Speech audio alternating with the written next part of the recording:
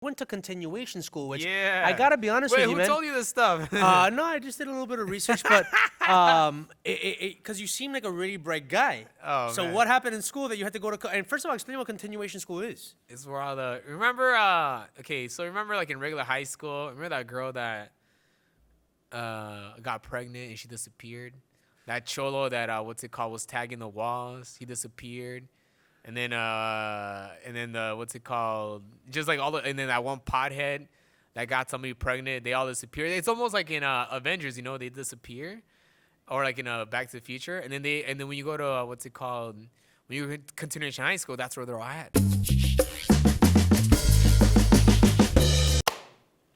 Martin Rizo, you're on Checkitow. Check it out. ¿Cómo se dice? Because it's like check out, because I'm Cuban, Yeah. like, you know how like almost a Scarface thing, like check it out. Check it out. Oh, check it out. Check it out, but check it Check out. it out. We take the T off at the end. I thought Pitbull was texting me today because of the 303, the 305 number. Oh, I was yeah? like, "Fuck, you Mr. 305, dude. What the?" Yeah. Well, yeah, I'm Mr. 305 after Pitbull maybe. I actually saw him coming up. Like I remember when he was first coming up. Like, Is he from Miami? yeah. Oh, of course, yeah. Cuban Yeah. from Of course, Miami. yeah. But his rap was really good. Not that his stuff. Look, I'm not into his stuff now. He's making a lot of money. He does a Yeah. lot of pop stuff, singing his choruses. But when he began, he was a rapper, bro. It was like hip hop. It was like gangsta rap. It was Yeah. really, really good. You're years old. Really? It's like hardcore bass. So it was It like what, like late 90s or what? He started late 90s, early 2000s. Okay, And okay. my first job was for Mundos, if you're old enough to I remember remember Mundos. Yeah, in that was Miami. like Telemundo's. Yeah, Telemundo's bilingual kind of version of this. Yeah. And I started, interviewing him when he was first coming up in the game. Wow. Now, when I came up here to LA, I met Felipe when no one could understand Felipe. Yeah. Like now you can kind of understand. him. Yeah, exactly. Like how long have you known Felipe Esparza? For people who don't know, you're his main opening act for right now, and also his partner in the What's Up Fool podcast. Yeah. Man, I've known that fool since like 2008, 2009. I was like fresh out of high school, I remember, and I was just like a young kid, like in the comedy scene, like just excited to be around people, and I knew Felipe from TV, and I would see him like at the comedy clubs, like oh that's freaking Felipe, dude, and then we became buddies, man, cause he needed a ride, yeah, and then cause Sometimes he still does, by the way. yeah. Because what happened, he told me that child support suspended his driver's license, because I didn't know that was the thing. And then, and then ended up being his homie. And then after when one last comic standing, I think he paid off all that stuff. Yeah. He's finally paid off on all the child support. Yeah. He's an amazing guy. I actually Super did cool, a movie, man. with him. I had a little, there was a couple years where I tried stand-up comedy and acting, and I realized I'm more a writer or interviewer type. But I was on a movie called Taco Shop. Yeah, I remember Taco Shop, dude. I'm all the way at the end. I'm basically like trying to ask him questions as like a reporter. He's a a luchador. Yeah. Yeah. And but I got to be on the set that day, and I just hung out with him in his room. In his, they gave him a little trailer room. Yeah. And we smoked blunts all day long, waiting for a scene. Did I go like this? Oh yeah. I mean, you're fine because the that's camera your there. Okay, so okay, you don't have to okay, open up too shit, much. sorry. But dude, let's talk about how you kind of you're already on my radar, but it was the skit that you guys did after the Will Smith slap of Chris Rock. You can watch it on Instagram. It's on your page. I think it's on Felipe's page as well. It's you, Felipe, and who's the other guy that's part of the trio? Era el Butch Escobar. Does he also do stand up with you guys? He does stand up too, yeah. He's from the Bay. He's a super funny guy, and then he'll come out to do some of the shows too. I love who's the one that decided that once the skit ends to have written by Larry David and the Curb Your Enthusiasm? Yeah, I edited the video. Great, it perfectly edited, Thank and you. I love that you put in there written by Larry David. To show, I can see the Curb Your Enthusiasm influence. But what I love is, not just the line where Felipe goes, "Only I can call her pelona," which is in his Felipe way, but your tag at the end, which some people they don't understand how funny it is because it kind of seems It's almost too subtle. It's very subtle, kind of. they don't and well, the punchline is, what is this, the Oscar de la Hoya Awards? And then your face, like your expression, like you're really shocked. It was, and then when I show, like, people that aren't really comedy fans, they'll watch that and they won't understand like the levels of silliness that it is. They'll just kind of see it for what it is, and they'll be like, yeah, okay, Oscar de la Hoya, Oscar, yeah, okay, well, like, why are you laughing so hard? But then other people like laugh really hard. Yeah. Like, what how did you guys come up with that skit? So, dude, the slap happened like right because that was in Houston. We're in Houston, Texas. Were you watching the Oscars? No. I don't think anybody even knows when the Oscars are on, you know? People forget about that stuff. So I remember Felipe just got off stage, right? And we were on the green room, so the show just ended. And then one of the comics was the other comic that was with us, Gabby Lamb. She was like, "Guys, did you guys hear about Will Smith slapping Chris Rock?" I'm like, "What?" So we all looked at it, and then Felipe had to go do the meet and greet on stage. And then we were just talking about it, and then they're showing it on the TV screens while the meet and greet was happening. And I was like telling Felipe, "Dude, we gotta do this right now. We gotta film it right now. It's hot. It's still happening. He's like, "Oh, okay." And I was like, "Just like, let's do it right now. Like, okay, let's shoot this scene first. And then after that, we did it quick, you know. And we had the whole staff was like, one of the guys was like vacuuming. I was like, "Ah!" and even the manager was like, "Hey, stop vacuuming. They're filming something." And so the whole staff was like watching. It was like a whole like audience again, you know, watching us. And then we filmed it, and I edited it like on your phone? On my phone, yeah. I do everything on my phone. What program do you use? What app? I use this is a Samsung. This is the I have a Samsung too. I need to get the new one. I use Power Director. It's a really good editing app. It lets you. Man, but it's just like because I'm from like editing on Final Cut Pro and I edit on Adobe here. Like I can't imagine trying to edit with your finger on a phone. You have small hands like me, bro. Little manitas. But it's just cut, and then you got the music. How did you get the Larry David little? What you just like screen grabbed it? I downloaded I went on TikTok. I downloaded the song from I downloaded a video that had the song already. So that's why I like using Samsungs because you can actually like go and download music from YouTube and stuff like that. So it's not like Apple where it kind of like stops you from doing stuff like that. Okay.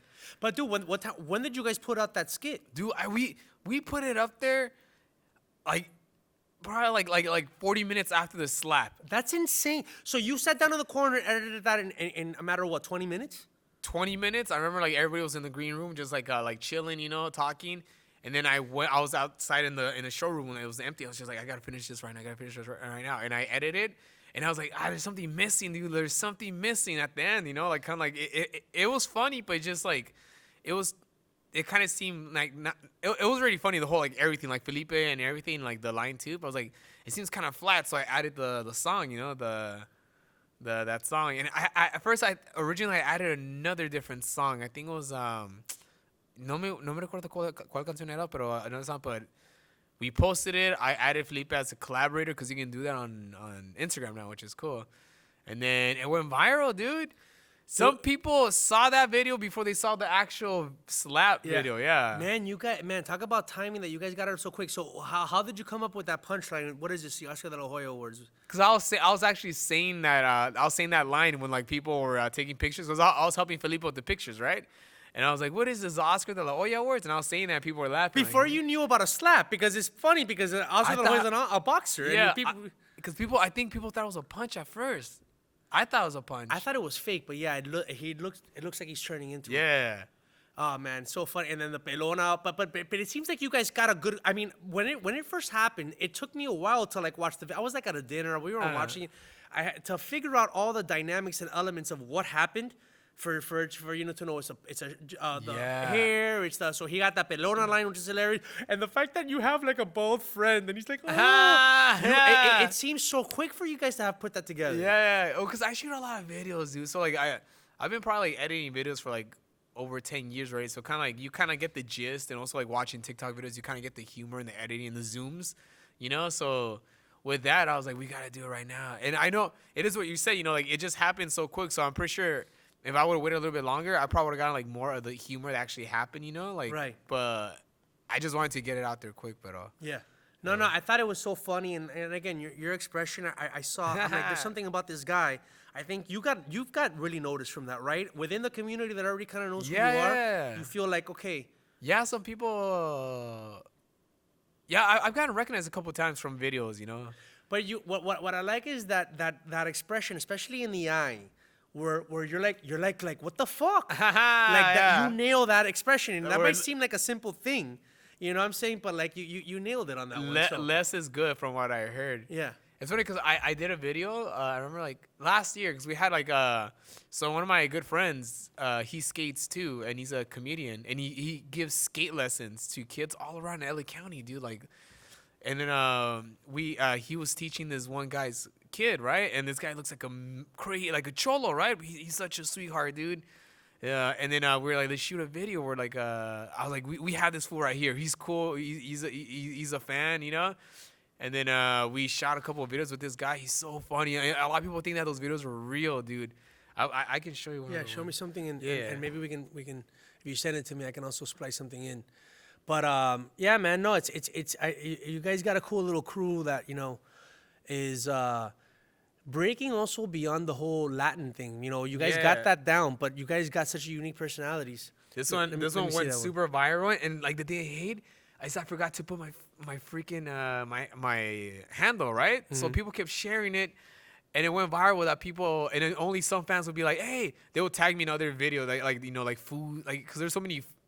There's not only Food's Gone Wild, but there's a whole bunch of food pages, right. Like Foods Be Crazy. So this one of videos. All right, you're gonna have to send me that as a video so I can show, so the fans can see along. I bet. Let me start from the beginning again. I didn't see you there, dude. I'm kind of tired, dude.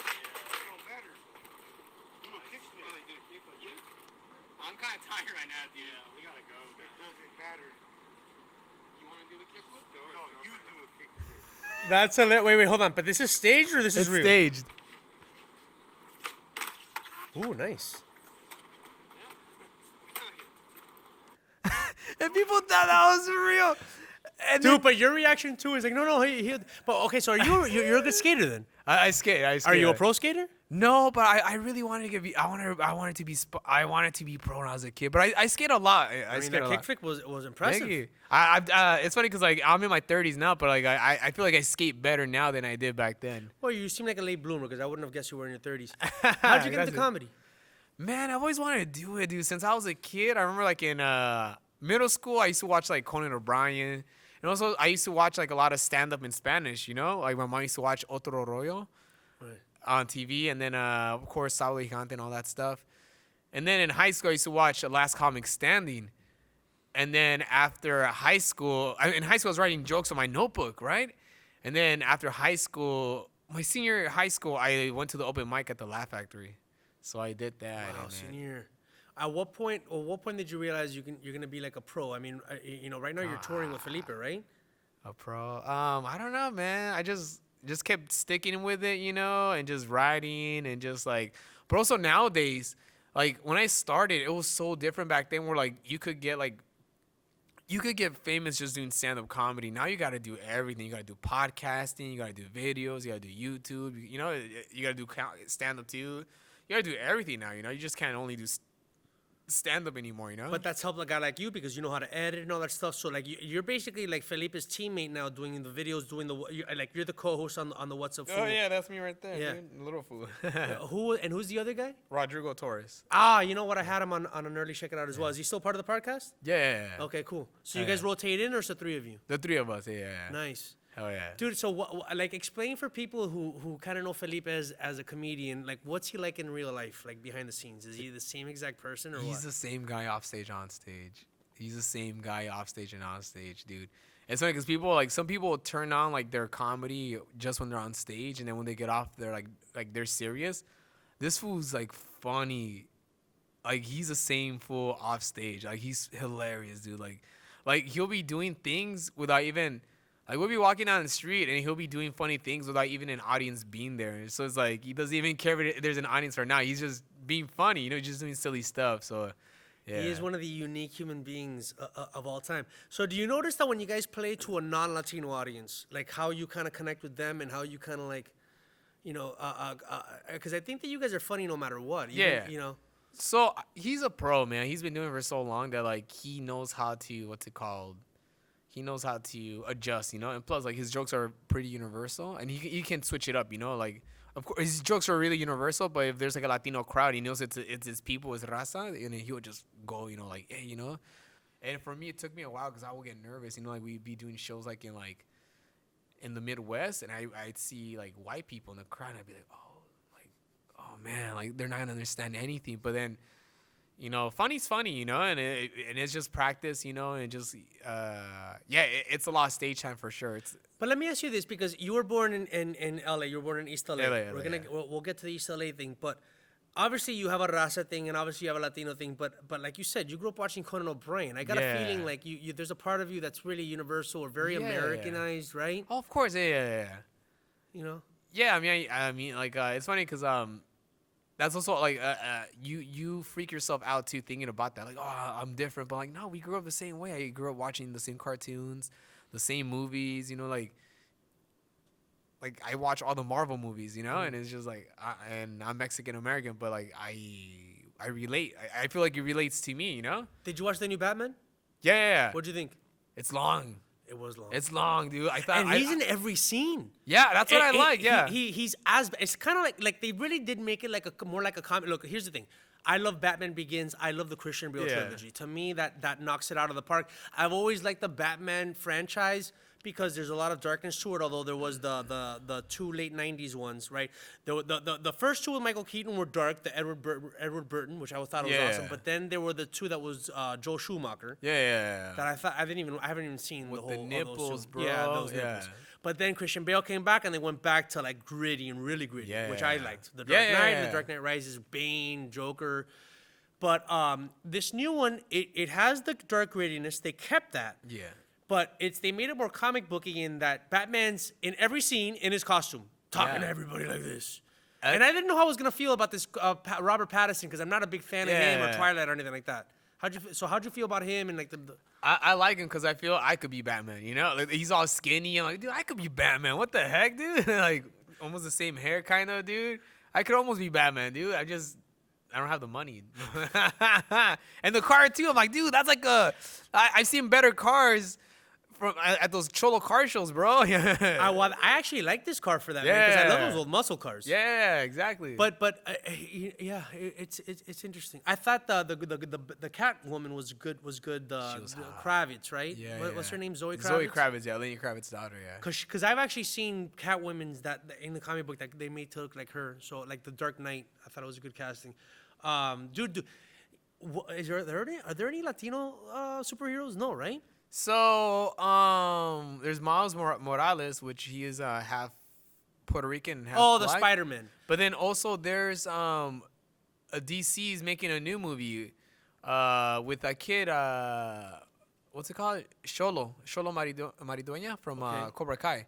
Oh, okay. He's going to play the first Latino DC superhero, Blue Beetle. But Blue Beetle wasn't originally Latino, right? I don't think it was, okay. So look, I think that I'm going backwards to Latin. The Latin community really missed something with Latinx. Yeah. We shouldn't be using it for our community because that sounds ridiculous. I'm sorry. Yeah. And I'll get into why we just entangled ourselves. We should have saved Latinx for like our version of Black Panther. Yeah, that would be yeah. Right? But you know what I heard?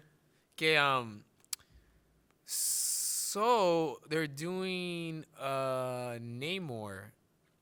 Oh, yeah, the Submariner for Marvel, but Namor is gonna be an Aztec guy. It's gonna be like so instead of Atlantis, it's gonna be under like Aztec Tenochtitlan, something like that. So it's gonna be like an underwater Aztec world, and cool. Namor's gonna be like an Aztec. Because there was the big lake.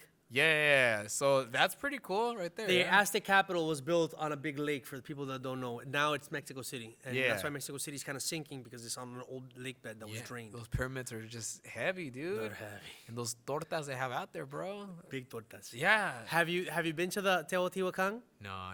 Have you ever been to Mexico? When I was a kid, I used to live out there for a bit. Michoacan. My grandma's from there. But then the furthest I've gone now is Tijuana.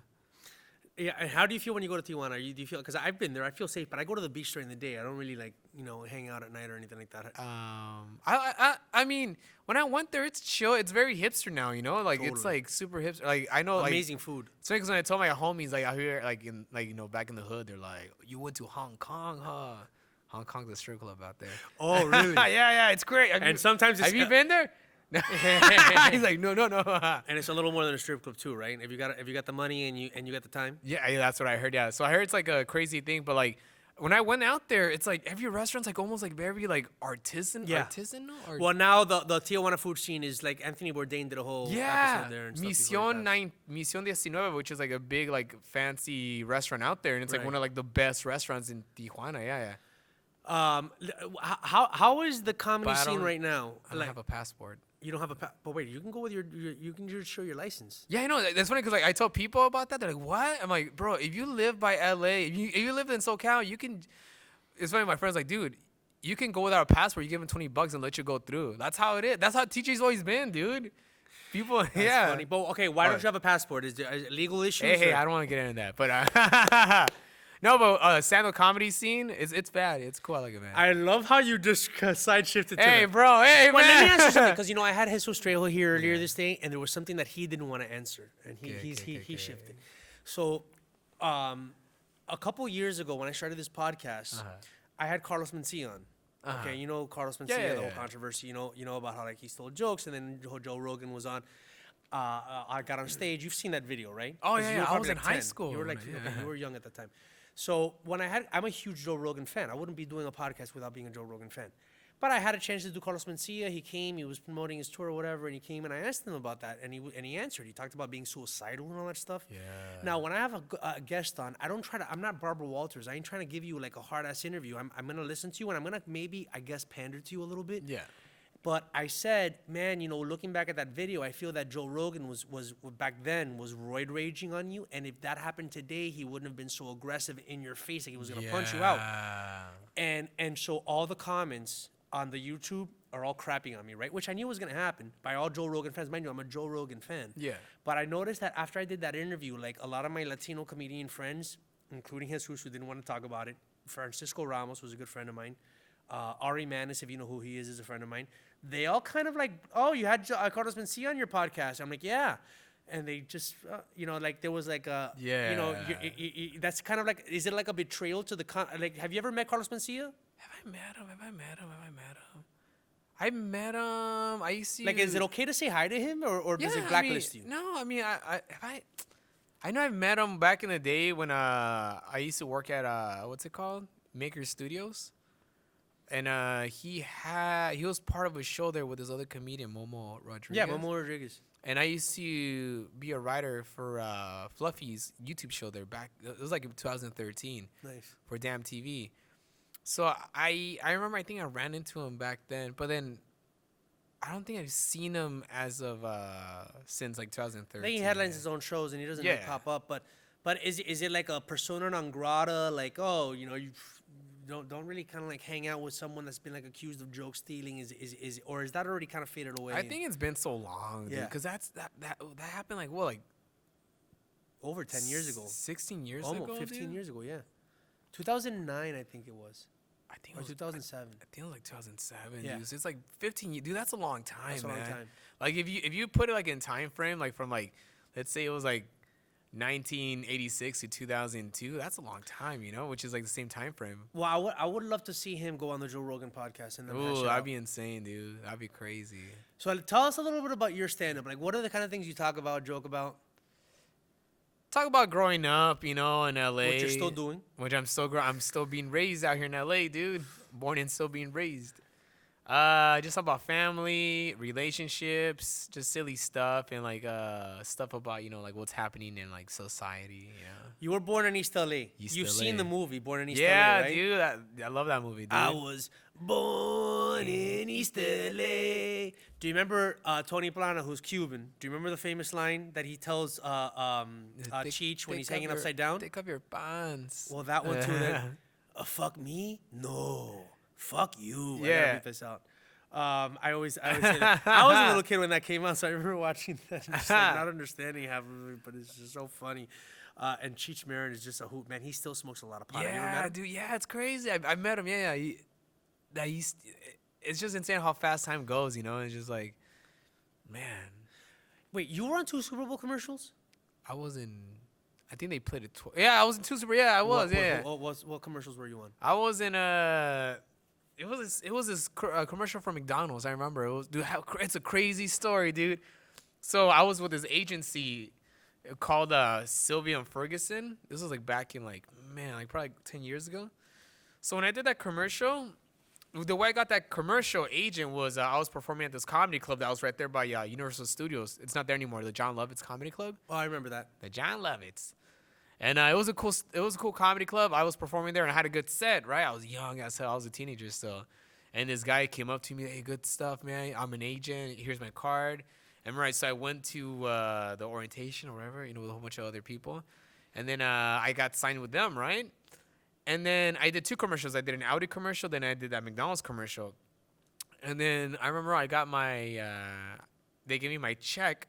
And the check was kind of a little bit, but I didn't know. I was still young, And like my mom said, oh, yo creo que así está, así es como es. We didn't know. And then later on, when I got my W-2s or the fucking taxes, it said that I made way more money, dude. I was missing like $20,000. So then I was trying to reach out to them, and then it turns out that they're running a scam. Like, 'cause it was a ex-husband. The agency? Yeah, it was an ex-husband, ex-wife, right? So they had kids, but then they were still together running the business, and they fucking ditched the building. They ditched, and it was so legit because they were at that NBC building right there that you see right there off the freeway, right? The NBC Universal building. So there's nobody there. So there's like no way to contact. So I remember I was like I was getting in trouble with the government because it said that I made more money than I would, but I didn't know I made that money. So then I remember my mom was like, no, que chingados, right? So then we started looking up other people that were represented. We found like these chat rooms on the internet of people that were represented by the same agency, SFA, right? So this guy was like, my son, he did a commercial. He got robbed too. I got robbed. So then like we met up. We were exchanging informations. I met up with this one guy and he gave me their information. So I went to the city of I went to court. Then I had to have them served. So I had to go to the Van Nuys police station, and then they got served. And then I remember we were gonna go to court like in 2000. Like it's like a process. So like it was like 2013 already, right? And then I was going to court, right? So I remember the lady messaged me because it was like it was a Latina lady and a black guy, And then my comedian friend's like, bro, you gotta go with Jewish people, bro. You gotta go with a Latina lady, dude. That's funny. I'm like, yeah, you're right, huh? And then what's it called? She messaged me. She's like, hey, Martin, I'm sorry what happened, but, we can just talk this over. Let's meet up. I was like, bitch, I seen Selena. You're going to shoot me, And then I remember so I used to work at Flappers Comedy Club, but not really. I used to, do the sound, between comics. I used to, do random jobs there so I can just I wasn't an employee. It was just kind of it was like, ¿cómo se dice? Like little gigs you do just for, a little bit of money, Mm-hmm. So I would DJ for them. And the way that will work is you get paid it's not that much. You get paid $40 a night. $30 a night. You're there for 6 hours, but you get a free meal and you get stage time for the 2 shows. So as a young comic, you're like, hell yeah, dude! I get to perform and I get free food and I get $30. And plus, I was still living at home, dude. So I was like, bro, mom, no tengo renta, pero I got leftovers, So I remember, another job I would do too is I would pass out tickets, right, to the shows, right? Mm-hmm. So you put your initials in the bags. It's called barking, You pass out tickets. It's kind of like how they do in New York, Hey, comedy show here at Flappers Comedy Club. So I'll go to the downtown area. And you put your initials because for every ticket that every person that comes, you get $1. So if you hustle, you can make $100 a night. That's a lot of money back then. In 2012. 2013. I remember I was passing out tickets, and then I passed the ticket to that guy, the agent, the guy. Did you know it was him? I was like, oh shit. He's like, hey Martin, how's it going? I was like, oh, and how's it going? I'm passing out tickets, bro, because I need my money, dude. Again. And what did he say? And then I didn't say that to him. I was like, oh, I'm doing good. Okay. And then I remember so after I saw him, I started walking back to the club and I started running. I don't know why I started running. I was like, I was an adult already. I was scared. So Ferguson, that was his name, right? Wait, but did you ever get the money? Hey, I'm getting to it, dude. Okay. So y luego, tiempo pasa, right? Y luego, we had that court. I remember it was in 2000. I think that court must have been in late 2012, right? So it's in Long Beach, right? So when I did the whole thing, it was because like I had to go through the state of California because you got to think about it. It's like I was an employee and I didn't get paid, and they have funds for stuff like that. I think like a $50,000 bonds, for people that get screwed over like that. Went to the court, they didn't show up, so I automatically win, right? And then I remember like it was like summer 2013, and I remember I was like, man, I was all like bummed because I was like broke. I was just like because I was just living off comedy, right? Just doing little gigs here, my hamburger money, And I remember I was like showering. I was all sad. When you're showering, you think of like all the best ideas. And then so I come out of the restroom and I see a missed phone call from San Francisco, right? And that's like the state, I guess I don't know. That's like the main office for unemployment in California. So I call back and I see there's ladies like, oh, is this Martin Rizo? I'm like, yeah. How's it going? So I have a check for you for $22,000. I was like, what? Wow. And she's like, all right, so is this the right address? I'm like, yeah, it is. And then I came out. I told my mom, I should have told her. Now, that's when you made it. That's when you made it. Not when you won the commercial. When you got the 20 grand, that's when you made it in a Mexican family. I should have told her I got the money, man. So then I remember I was excited. It must have taken like 2 months for that check to come, And I remember when I got that check, I got it, dude. I went to the bank and I was trying to find the hottest like bank teller, I was like, let me catch this check. I get these all the time, baby, And then now bank tellers don't even exist anymore, right? Am I gonna press the ATM machine? So I find a cute bank teller. I cash in my check. You were like, no, you go. I'm waiting for that one. No, yeah. You go. Yeah. I cash in my check, bro. They freeze my account for like 3 weeks. Cause you gotta think about it. How am I going from like $1 overdraft fees to like out of nowhere $20,000? What? Then you had to get on the bank, convince them it was real. Yeah. But it was a check from the state. Yeah. But it was just so like, how does this like guy go from like overdrafting all the time, to like now having $20,000? So time went, like 2 weeks went by. I got my money, and then I was living for a king for like a good like year and 2 years. Yeah. Man. That's amazing, dude. But now are you living completely off of your comedy career and your online career? Kind of. Yeah. Casi. Okay. Yeah, you're close there. Close there. Yeah. Felipe is there, so you have your role model. Yeah, Merito. Yeah. I see people have done it, and I know it's possible. So I'm like, all right, I'm almost there, And like I'm getting more brand deals too now through social media. Really? Adriana's Insurance. Wait, hold on. They hired you to do that? They hired me to do the video. I thought you were making a joke about Adriana's Insurance is all over the place. By the way, she's hot as hell. Bro, is my girlfriend watching this? And I love my phone call my girlfriend? Wait, I love the commercial where she shows up to play basketball. Bro. Were you in that commercial? No. I met her, dude. She's hot. Is she single?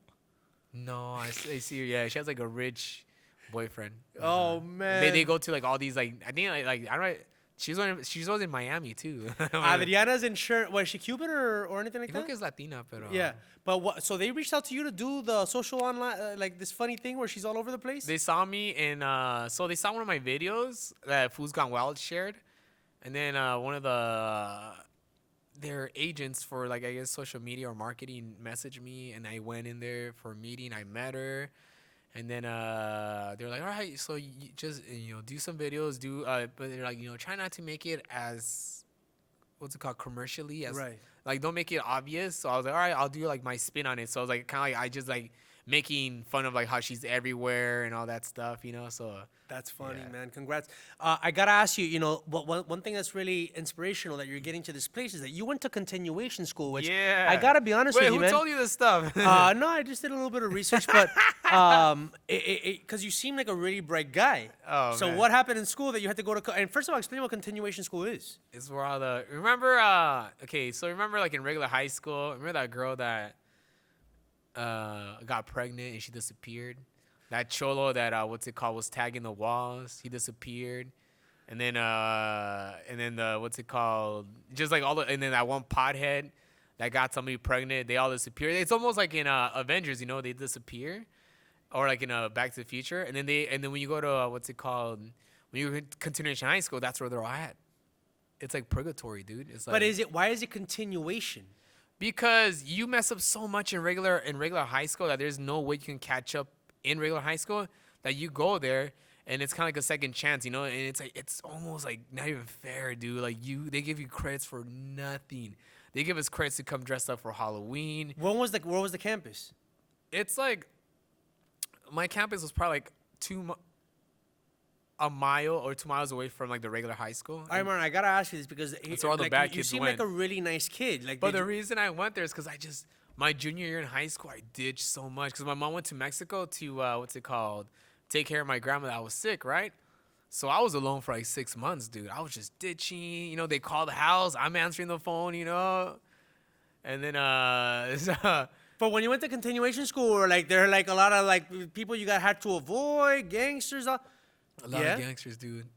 But that's where you developed your comedy, I'm sure. Yeah, it's funny because I just went there just because I was late. I just ditched, you know. I just couldn't catch up anymore. And also, there's other people that just went there because they just ditched school. Mm-hmm. They just didn't do their homework. So it wasn't just only like a lot of like gangsters or pregnant cholas, you know. It was a lot of just like, you know, like lazy skaters, Pregnant potheads, cholas. you know. And did you get, what is it, a GED or a regular diploma? I don't know what. Okay. Well, what? Did you get like a regular diploma? I hope it's real. But at that point, you started doing comedy, right? Yeah, my senior year, that's when I started looking at open mics. So, fun fact, I'm a super senior. I went to high school an extra year. Grade 13. Yeah, because I couldn't catch up, you know? And you know what's fun? And I like my extra year, you know? It was I felt like Van Wilder, bro. You know what I mean? I was like, That is hilarious. I was like telling people, hey, I can almost buy beer in 2 years, you know? That's funny. All right, we got to wrap this up a little bit. Is there anything? I think we covered most of the things. I says here you wrote I asked you about writing for Gabriel Iglesias, right? What was that like on Mr. Iglesias? You're a writer on Mr. No, Iglesias? it was on the YouTube show. Oh, the YouTube show. Damn TV, yeah. Nice. No, so where can people find you and like, what, are you guys on tour right now? You and Felipe? Yeah. It's the Unmasked tour. And then that's all around throughout the end of the end of the year. So tomorrow we're going to Oklahoma. Whoa. Then after that, up north, Hawaii, the end of the year. And I'm not sure if I'm going to Miami yet, which I went to Miami for the first time last year. I'm from Miami. Bro, it's like a different country, dude. It's the Caribbean. It is. It's the Caribbean. That's what it is, dude. It's so gorgeous, man. Like, But everybody speaks Spanish. todos hablan español, yeah. And it's the Cuban Spanish too, you know. yeah. It's like, The rough Cuban Spanish. yeah, it's like, dude, it seriously is like a different country, and I loved it, dude. It's like so Caribbean. The trees, it's fucking, dude. It's so cool. The women. I don't have a girlfriend, dude. But my women, dude. The women out there are something else. So where can people follow you? Instagram, TikTok, Comic Martin Rizo, YouTube, and all that stuff, man. By the way, you got a great name, Martin Rizo. That's a great name for a gracias. comic. That's your real last name? That's my mom's last name. Because Rizo. you know, there was Ratso Rizzo, that character from Midnight Cowboy, I think, played by Dustin Hoffman. Yeah, and there's Rizzo the rat from. Okay, we need to recreate that, and you need to play that character. The okay. Dustin, he's like a pimp for like a male prostitute. Oh yeah. You're gonna play the pimp, not the male prostitute. Have the male prostitute be Felipe. Okay. So Can you imagine? You're his pimp. Oh, you want it? Yeah, I think you're right now. You mean in a sketch? In a real watch Midnight Cowboy 1969. And just play the role that Dustin Hoffman plays, because his name is Ratso Rizzo. I think, by the way, I haven't even seen the movie. Or Rizzo, the girl from Grease. Oh, yeah, that too. Maybe I'm confusing. Partner, you're my last thing. We both have Samsungs. Bro, I have an iMac at home, so it's not like I'm opposed to Mac. But it got early on. I just like the Galaxy, and everybody had the iPhone, so I'm like, I'll get the Galaxy. And then after a while, it's not that I was opposed to getting an iPhone, but I just kept getting Samsung Galaxies because my friends were so obnoxious about the fact that I don't have an iPhone. Yeah. Don't you hate that? The way, especially some people, especially like yuppies. Like I have friends from San Francisco, they're yuppies. And like the little comment that they make, actually, hey, dude, I noticed that just went off. Just went off. Okay, is that the card or is that the battery? No, that's the battery. It just went off. Okay, that's fine. I'll finish it from here. My friends got so obnoxious about the iPhone that I'm like, I dug my heels in. Yeah. You're like, how do you feel about the phone situation? I like my Samsung, dude. I've had iPhone before, and I just like the flexibility of what you can do with what's it called? Yeah. With a Samsung, and it's just I like it, dude. I like. We're not gonna be pressured into getting an iPhone. I'm not, dude. I've been. People make fun of me, the green bubble and stuff like. Yeah. Dude, I love the green bubble, dude. You know. Listen, when you people want to buy us iPhones, then we'll have an iPhone. Yeah. Until then, oye, Martin, I'm glad you made it out gusto, today, man. gracias. Mira, we thought we were gonna do it at 11, but we did it later. He came through. He's like, no, okay, I'll make it, and we got it through, man. Lo hicimos, Thanks man. for coming, man. Follow this guy on Instagram. Funny videos, man. He works with Felipe Esparza. You know, one of our favorites. Martin Rizo, you've been on Check It Out. Check it out, aquí.